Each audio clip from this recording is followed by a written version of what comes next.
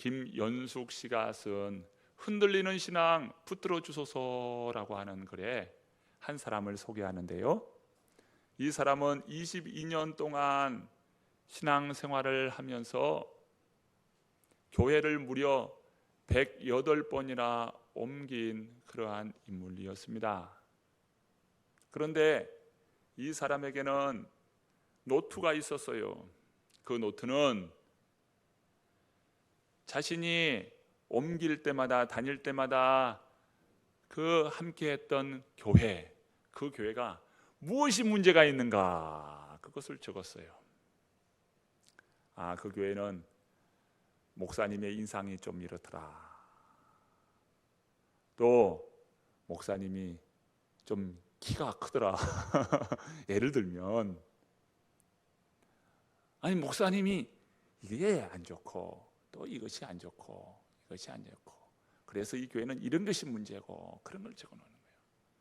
장로님들이 또 이렇더라. 장로님 적어놓고 또 교회 어느 부서를 가봤더니 부서에는 또 이런 문제들이 있더라 하면서 문제를 적어놓는 노트가 있는데 그 노트가 수십 권이에요. 마치 그것을 자신의 갑옷처럼 여기면서 그 노트를 꼭 지니면서 그러면서 교회를 옮겨 다니는 겁니다. 문제가 많은 교회라고 여기면서 신앙이 그저 문제만 찾는 그런 신앙인 것이죠. 결국 그가 108번째 교회 다니면서 그는 죽게 되었는데요. 그를 장례 치러줄 그런 교회가 없었습니다.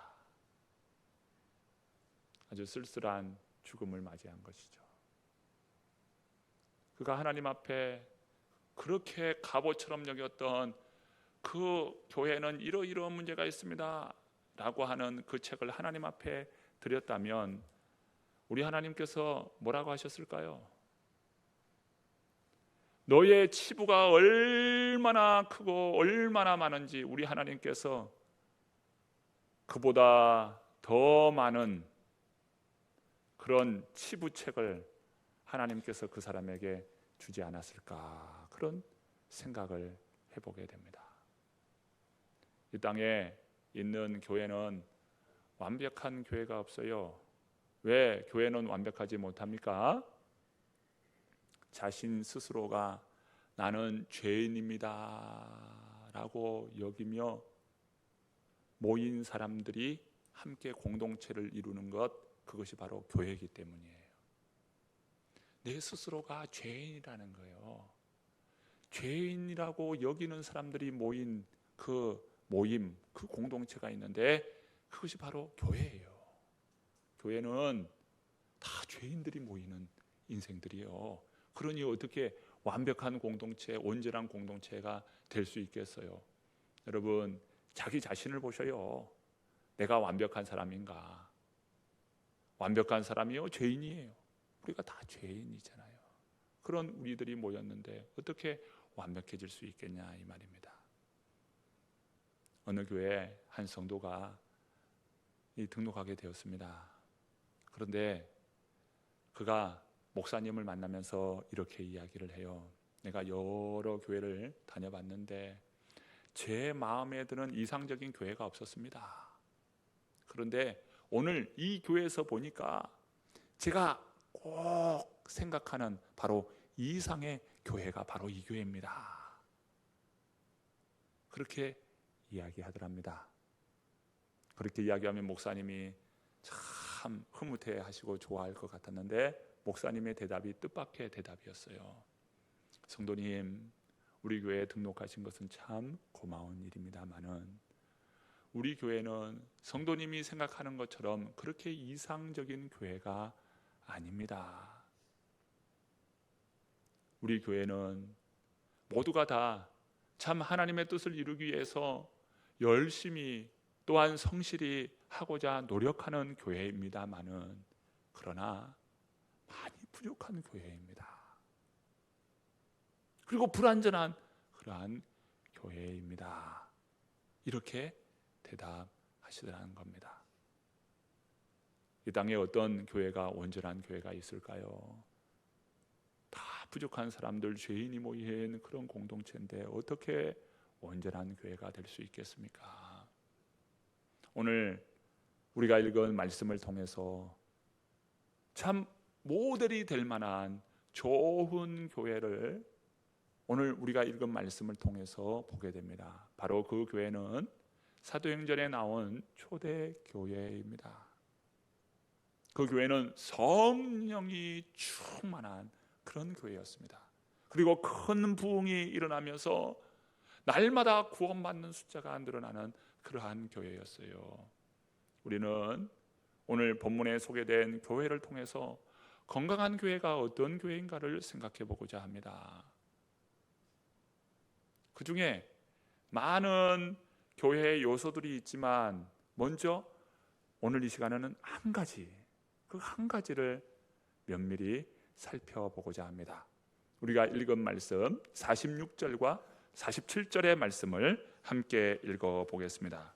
46절, 47절 말씀 함께 읽습니다. 날마다 마음을 같이하여 성전에 모이기를 힘쓰고 집에서 떡을 떼며 기쁨과 순전한 마음으로 음식을 먹고 하나님을 찬미하며 또 온 백성에게 칭송을 받으니 주께서 구원받는 사람을 날마다 더하게 하시니라.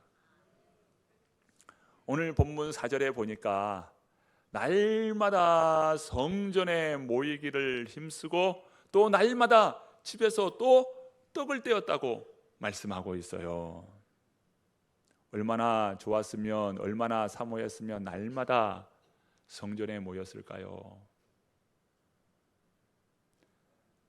히브리서 10장 24절과 25절 말씀도 다음과 같은 말씀을 우리에게 주시는데요. 서로 돌아보아 사랑과 선행을 격려하며 모이기를 피하는 어떤 사람들의 습관과 같이 하지 말고 오직 권하여 그날이 가까움을 볼수록 더욱 그리하자.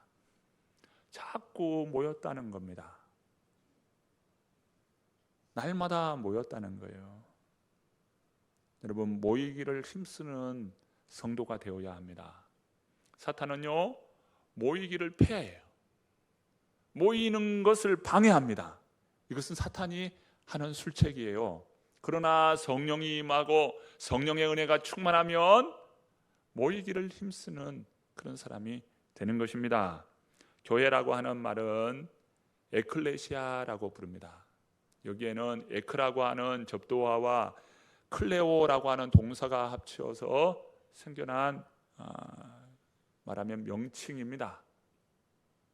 이것은 무슨 의미냐면 부름받아 모인 공동체가 있는데 그것이 바로 교회라는 거예요. 세상에 흩어져 있고 세상에 있던 자들이 하나님으로부터 구원의 그 부름을 받았어요. 하나님의 자녀로 부름받고 하나님의 백성으로 부름을 받았어요. 그 부름받은 사람들이 모인 공동체가 있는데 그것이 바로 교회다. 그래서 에클레시아라고 하는 교회의 명칭입니다. 하나님으로부터 부름받았다. 여기에는 바로 모인다라고 하는 동사가 있습니다. 부름받아 모이게 된 거예요. 이게 바로 교회인 것이죠. 그러니까 우리는 부름받았어요. 그래서 함께 모이게 된 것입니다. 아무리 활활 타는 장작이라도요, 그 장작, 그 나무 하나를 밖으로 한번 꺼내놓아 보십시오. 어느새 그 장작은 꺼져버리고 맙니다. 이 미국의 엄청난 부흥운동을 일으켰던 무디 목사님이요, 한 유력한 사람을 만났습니다. 그런데 그 사람이 그런 이야기를 하는 거예요. 아니, 교회 꼭 나가야 됩니까? 신앙생활만 열심히 하면 되는 것이지 굳이 교회에 나가야 됩니까?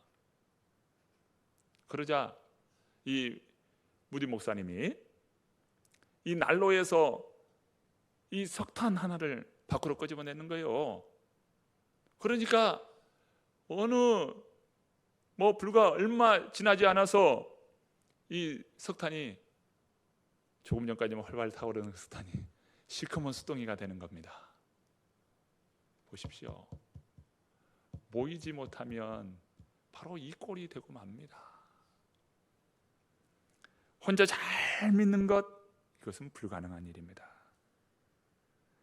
그런 이에게는 성령의 뜨거운 역사가 없습니다. 이렇게 말씀하셨습니다. 우리는요, 모이기를 힘써야 돼요. 우리 교회도 보면 주일 예배만 있는 것이 아니잖아요. 수요 예배도 있고 금요 기도회도 있고 새벽에도 예배가 있습니다. 그리고 여러 모임들이 있습니다. 여러분, 교회 나오는 것을 행복으로 하시고 자꾸 교회 나와서 기도도 하시고 모이기를 힘쓰는 우리 성도님들 되시기를 바랍니다. 모이지 않고서는 신앙이 성장할 수가 없어요. 가뭄에 콩나듯이 띄엄띄엄 신앙생활 해보십시오. 신앙이 성장하겠어요? 신앙의 성장이 안 되는 겁니다. 신앙 성장은 자꾸 교회에 나와야 돼요. 모이기를 힘써야 합니다. 말세가 가까울수록 모이기를 피한다 했어요. 그러므로 우리는 모이기를 힘써야 합니다. 오늘 부흥 집회를 하잖아요. 집회는 무엇입니까? 함께 모이는 거요. 모이는 가운데 역사가 일어나는 겁니다. 여러분, 힘써서 모이시기를 바랍니다. 우리는요, 예배를 통하여 복받도록 하나님께서 그렇게 디자인하셨어요. 아브라함 보십시오. 아브라함은 얼마나 예배를 사모합니까? 그가 장막을 옮길 때마다 제단을 쌓고 하나님께 예배하였어요. 이게 아브라함입니다. 오늘 현대의 아브라함은 어떤 사람입니까? 예배를 사모하는 사람이 아브라함이에요. 오늘 현대의 아브라함, 예배를 사모하는 사람들이에요. 솔로몬은 왕위에 오를 때 가장 먼저 무엇을 했습니까? 하나님 앞에 1천 예물을 드렸어요. 1천 번제를 하나님 앞에 드렸습니다. 1천 번의 예배를 드린 겁니다.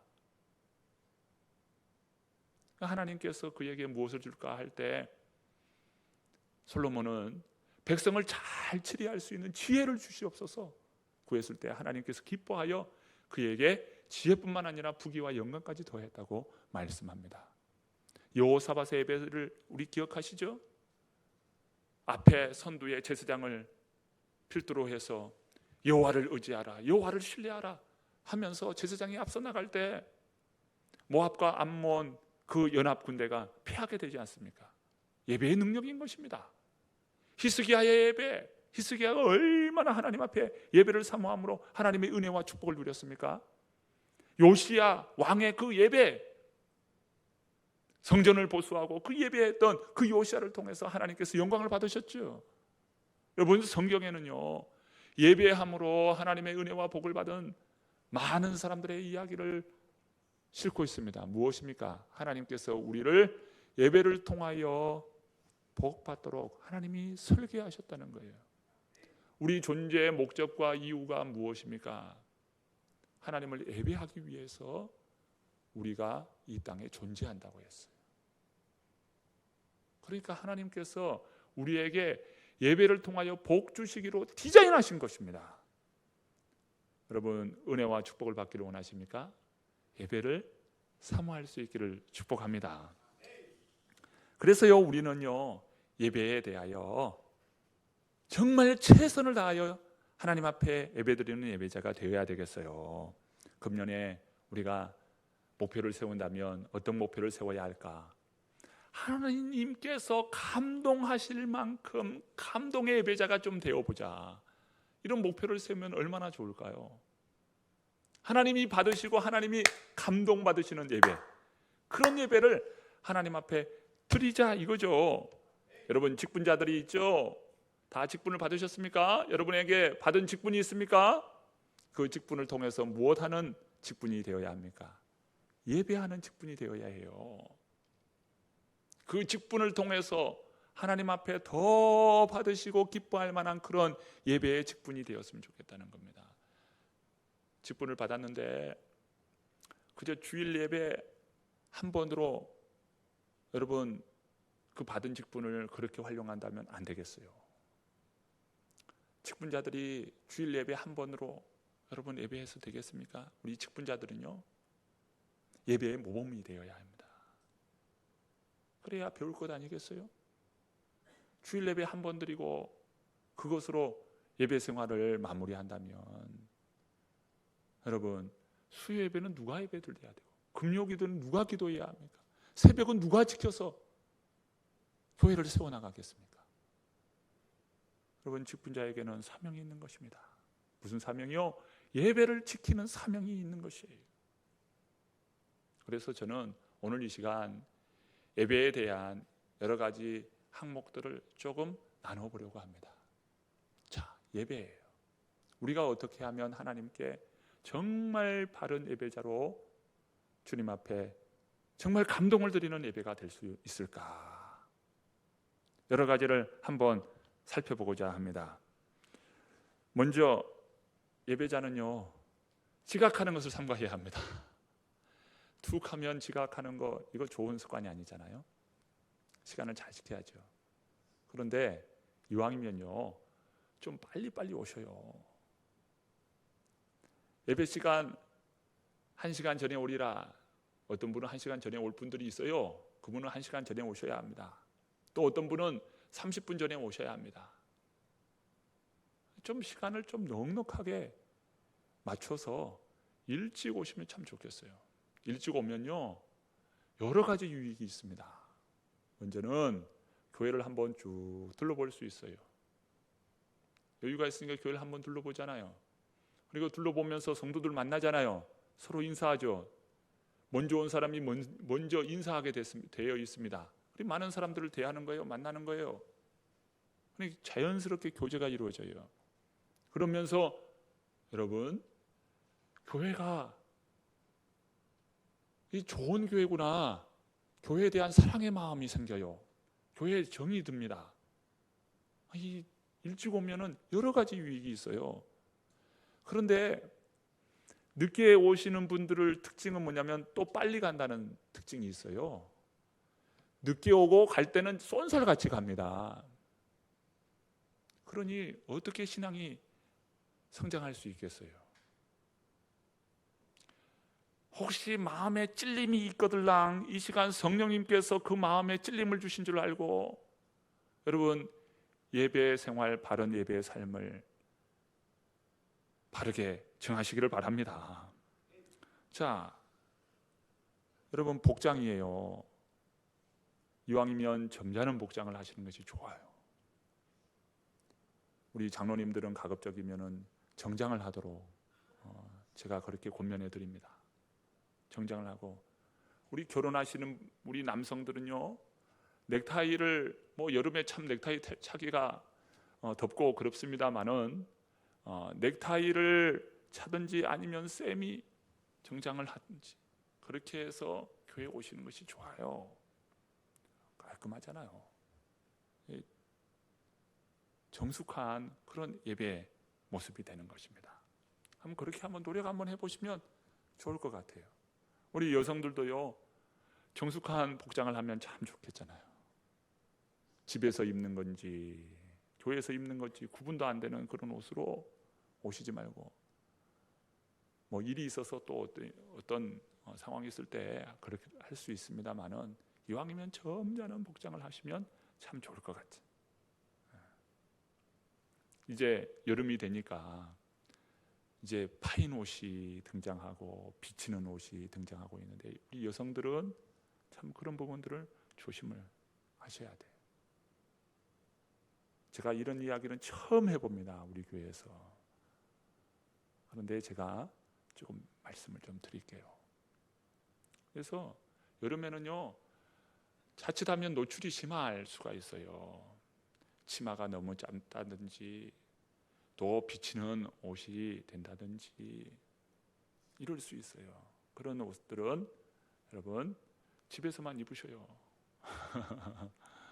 예, 그런 옷은 그렇게 좋은 예배 복장은 아니라고 여겨집니다. 그래서 정숙한 그런 복장을 착용하시면 좋을 것 같아요. 또 간혹 가다가 핸드폰이 울리는 경우들이 있어요. 실수하면 핸드폰 울립니다. 그런데 핸드폰 울리면요 얼마나 부끄러운지 몰라요. 우리 어르신들은 핸드폰 조작이 또 어려워요. 이게 뭐 조작이 어렵다 보니까 울리고 또 울리고 또 울려요. 이런 경우들이 있다 이거예요. 가급적이면 핸드폰은 꺼두면 좋고요. 그리고 우리 어르신들은 이 시간이면 교회 가는 것 식구들이 압니까 모릅니까? 다 알잖아요. 그 시간 피해서 전화하시죠. 그러니까 핸드폰을 두고 오셔도 괜찮아요. 그리고 가급적이면 핸드폰은 예배 시간에 꺼두는 것이 좋고요. 우리 교회는 이렇게 제가 목사로서 이렇게 보면 다 보이는 그런 인원입니다만은 조금 규모가 더 커지면요, 저 뒤에서 뭐 하고 있는지 보이지가 않아요. 그러다 보니까 핸드폰으로요 게임까지 해요. 예배 시간에 그런 사람들이 있습니다. 이게 안 좋은 일이잖아요.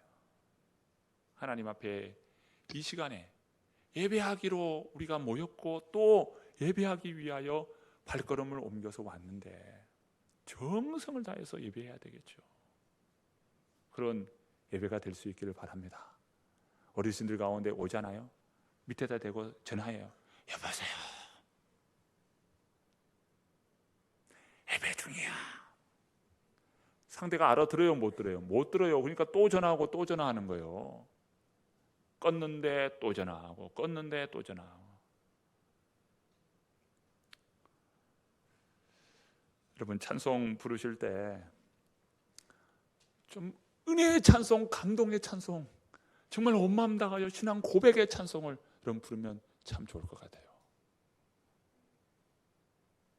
예배 찬양을 인도하는 인도자도 최선을 다해서 준비하고 또 반주하는 자도 최선을 다해서 반주로 하나님 앞에 예배하기 위해 힘쓰고, 그런 모든 것이요 좋은 예배를 만들어가는 거잖아요. 기도 담당자 대표 기도가 있잖아요. 그 대표는요 우리 모두를 위한 대표예요. 그것을 하나님 앞에 대표로 올려드리는 겁니다. 준비된 기도로 하나님 앞에 드려야 되잖아요. 우리 모두를 대표하는 건데요. 대표 기도자는요 더 신경을 쓰셔야 돼요. 정말 신경을 쓰고, 대표 기도자도 몸가짐이나 이 복장도 이것을 잘 갖추어서 할 수 있도록 최선을 갖추어서 하나님 앞에 드려야 합니다. 왜냐하면 대표니까요. 대표를 위해서 하는 거니까요. 그런 부분들이 다 어우러져서 하나님께 감동의 예배가 된다 이 말이에요. 우리 새로남교회 예배가 하나님 앞에 감동을 드릴 수 있는 예배, 여러분 그런 예배가 될 수 있기를 바랍니다. 다 그런 것을 바라시죠?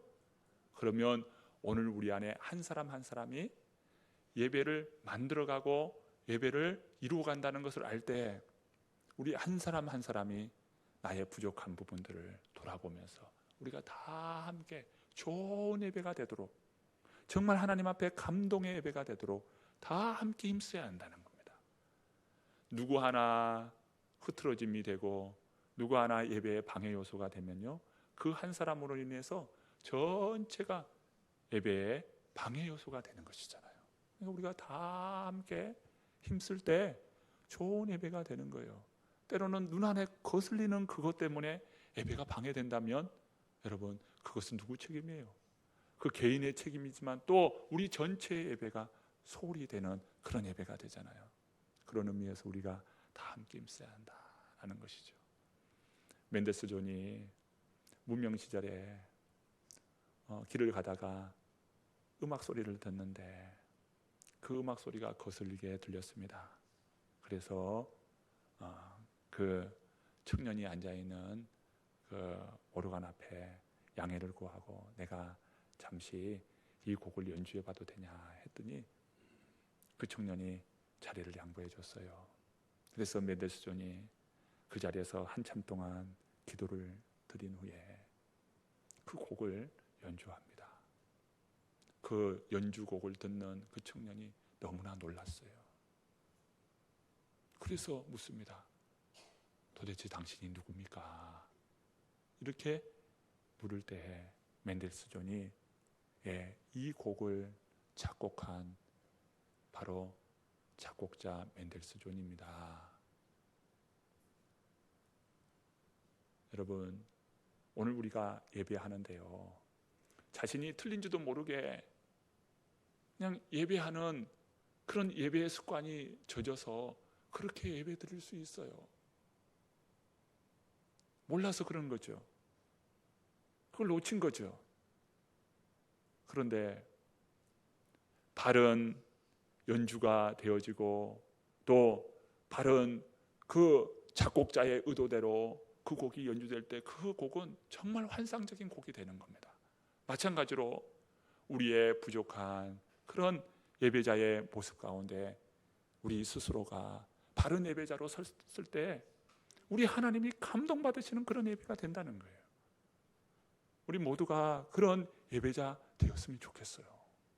올 한 해 우리의 예배 생활이 보다 더 하나님이 받으시는 그런 예배 생활이 되어서 정성을 다하여 하나님 앞에 드릴 때 하나님이 감동받으시고 우리의 이 예배는 정말 하나님께 기쁨이 될 뿐만 아니라 우리 교회 또한 건강한 교회, 바른 교회로 세워져 나가는 그런 역사가 있으리라 믿습니다. 하나님의 크신 은혜가 우리 모든 성도님들 위해 가득 넘치시기를 축복합니다.